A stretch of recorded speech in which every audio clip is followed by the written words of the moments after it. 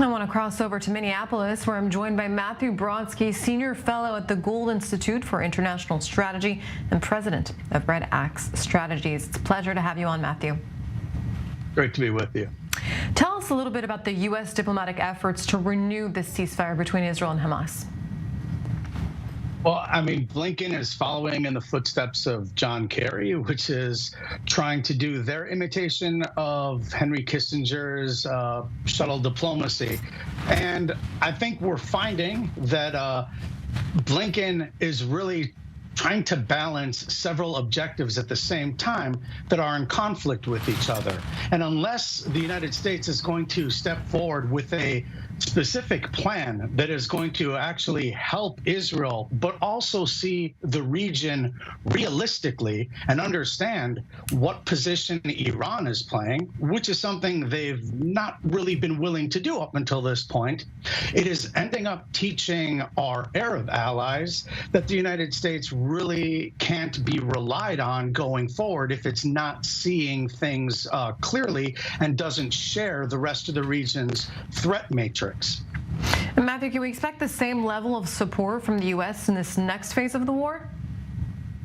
Well, compared to President Obama, and we have a lot of the same people working with Biden, Obama didn't mind having a public distance between Israel and the United States. So here you have the right things mostly being said in public, but what's most troubling is what we're hearing that's said in private, where it sounds like Blinken was saying to Gallant that Israel doesn't have months in terms of the international credit or American credit in order to finish this type of operation, and said that it might take weeks. So Blinken is in fact asking, if you go through what he said even publicly to Israel, he's asking Israel to do things that even the United States doesn't do when it comes to war, when it came to how we prosecuted the war against ISIS, when you look at Raqqa in Syria, or you look at Mosul in Iraq.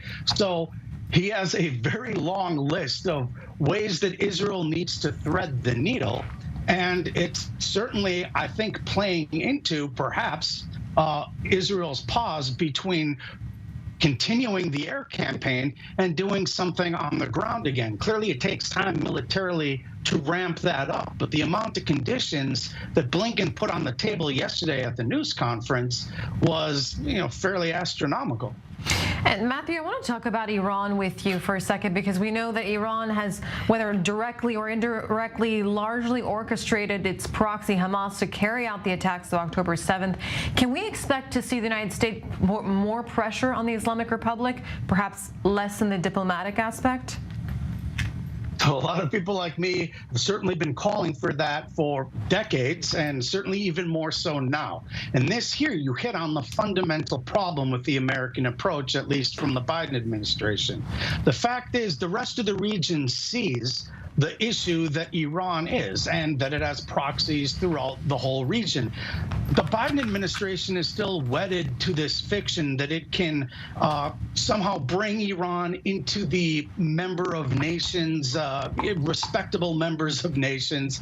Of course, Biden took off the Houthis from the terrorist list within the first few days being in office. And we see the terrorist attacks that the Houthis, which are backed by Iran, are carrying out from Yemen. So until the Biden administration decides whatever way that they can try to say this, that, oops, we were totally wrong about our approach to Iran, it's kind of showing Israel and the rest of the region that the United States is there to manage this problem, where what is needed actually in the Middle East, specifically for Israel, but also the Arab allies, is an actual paradigm shift from the Biden administration that clearly sees who the enemies are and then works to create a massive deterrent. Israel obviously understands this, but the Biden administration needs to understand that as it holds on to this fantasy of some two-state peaceful solution